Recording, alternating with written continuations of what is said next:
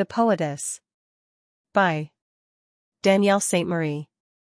Prologue. From that being of beings to that being in being that blade of grass, in wisdom I feel I am finally ready to advance. The void.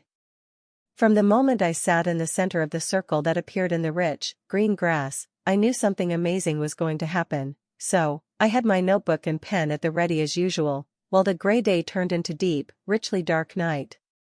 I was listening deeply. You see, my life had been building up to this poetess induction ceremony for quite some time. However, ironically I started off life hating language arts. Chapter 1, Serotinous. Why can't you just write your name? Mrs. Cox, my kindergarten teacher, demanded, with her hands on her hips. Come on now, it's Kavindra, Kuvindra. I just stared at her. Blankly. Had she not heard that I had already said 1,000 times I refused to write my name? We had a stare-off then, to see whose will was stronger. Her desire to break through my stubbornness was no match, however, for my infirmary. When I had first become aware of how I sounded when I spoke, I realized that nobody else enunciated the way I did. When I said, snake, it sounded like snake.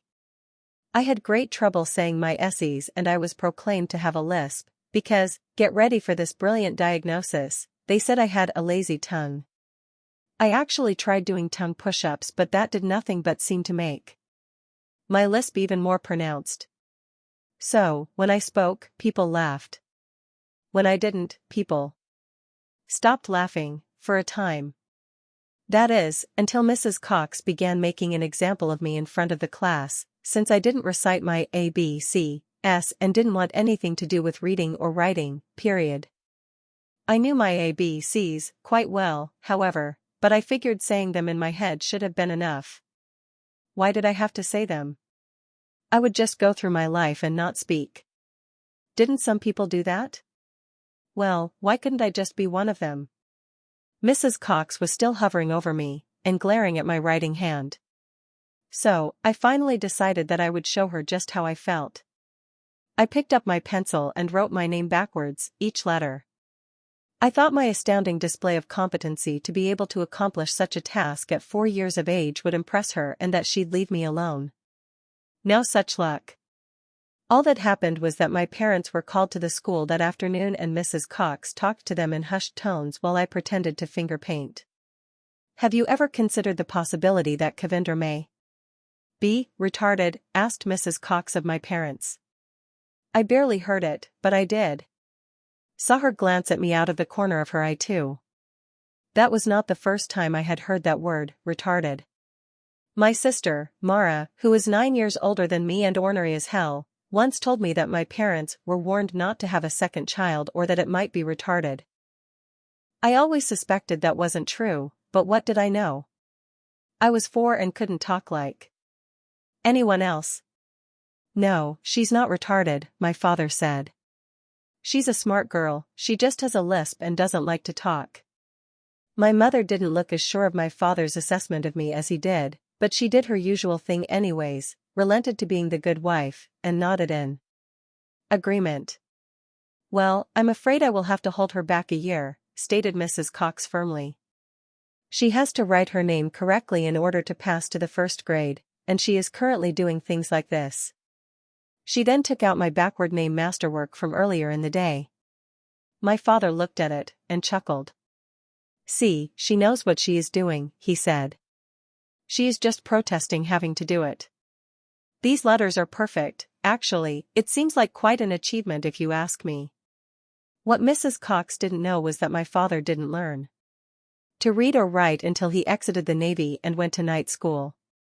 He was so poor, having been born in the Great Depression, that he had no shoes until he was 8, and lived in a tent in a parking lot in California until he was 16. He left school shortly after the 4th grade to help work in the orchards, picking oranges for 2 cents an hour. I think my dad was impressed that I could write at all, let alone backwards, at 4 years of age. Well, so now you, the reader, knows that I had to spend 2 years in kindergarten. Yep, I am the kid that failed kindergarten. Boy, that sure was embarrassing for a long time, you know? The school we were in ran from kindergarten to the 5th grade.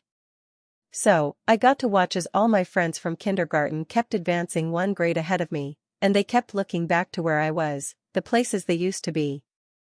Recesses were formed by grade order in that school, so I never got to really speak to them. It's like we were kept separate just to humiliate me. I was the same age as the upperclassmen were and older than everyone in my class. It's common at those ages for everyone to ask how old you are. Did you experience this as a kid? Here in America, every day some kid asks you how old you are, and when I answered, I inevitably got the response, "Were you left back or something?" I never figured out what the "or something" part was, because everyone knew I had been left back.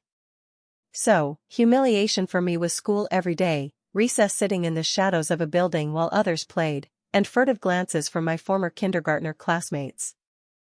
When I finally got to 1st grade, I was ordered to take a special reading class, a tutor for all intents and purposes.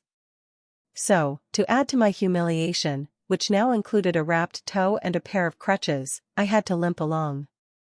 See, I was running joyfully through our apartment complex when the baby toe and its neighbor hit one of those circular, half-submerged sprinkler heads and split my toes apart in agony.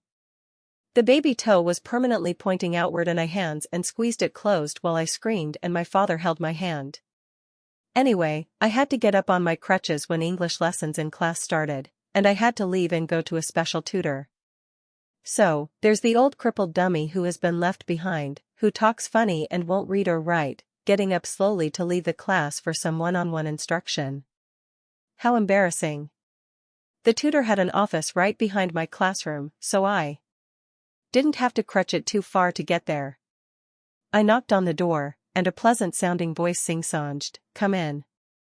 I entered and noticed her right away, a dark-haired woman with dark eyes, but with a welcoming smile about her kindly face. She was very pretty and sitting behind her desk, gesturing to the chair from her. I sat down and leaned my crutches against the wall in the tiny office. We went through introductions, her being open and friendly and me being silent and guarded. She filled my name in for me. "I am Mrs. Richardson, but you can call me Karen," she said. "And you are Kavindra, right?" I nodded. "I understand you don't like speaking, and don't really enjoy reading or writing. Is that correct, Kavindra?" I thought about it, and realized I never really did much reading. How could I know if I truly liked it or not? So, I just shrugged. "Well, Kavindra, I know that you have a lisp, and guess what? I had the same lisp as you did. But, I learned how to train my tongue, throat and mouth to cooperate with me. What if I told you that I could help you get rid of your lisp? Is that something you would want?" I was stunned. This was the first adult, indeed, the first person, that I had ever encountered who had a lisp like me, and I couldn't detect in her voice any trace of it. Was there really hope for me? I nodded enthusiastically, "Yes, yes, yes." "Oh, that is great," she said so happily. And so, that is how we began training. We did a lot of work on the letter S, enunciating it correctly when it appeared in the beginning, middle and ending of a word. For example, I would say words like sun, sleep, snake, over and over, and then move on to words like mistake, or blister, and then gums, drums, etc. For advanced training, I would do double S words like bliss, or miss, and then do words loaded with that letter, like sisters, sabulous, salacious, salsas, and more. She taught me adult words, and I found I liked learning what they meant. She did that by having all these words written on her homemade flashcards. On the back, she had very artistically drawn these beautiful renditions of what the word meant. She had about 500 of those cards, and she would show me the word and then I'd see the picture when she reversed the card. Later, she would show me the picture and I would remember and pronounce the word. So, not only did my vocabulary increase beyond anyone in my entire school, but my voice improved and after a while, I was speaking like a pro. How many first graders know that sabulous is referring to sandy or gritty places? When class was over with her at the end of the year, I had spent 9 months with Karen, I thanked her and cried. My toe was healed, and so was the rest of me. She gave me my first dictionary, a Random House one, thick and red, and she said, "Kavindra, you have an amazing mind, and from what I have seen, you have a gift in words and yes, even language. You will do great things, I know it. This dictionary is yours. In it contains multiple parts of expressions, just waiting for you to put your unique stamp on them. Use it well." I hugged her and before I left she said, "Serotinous."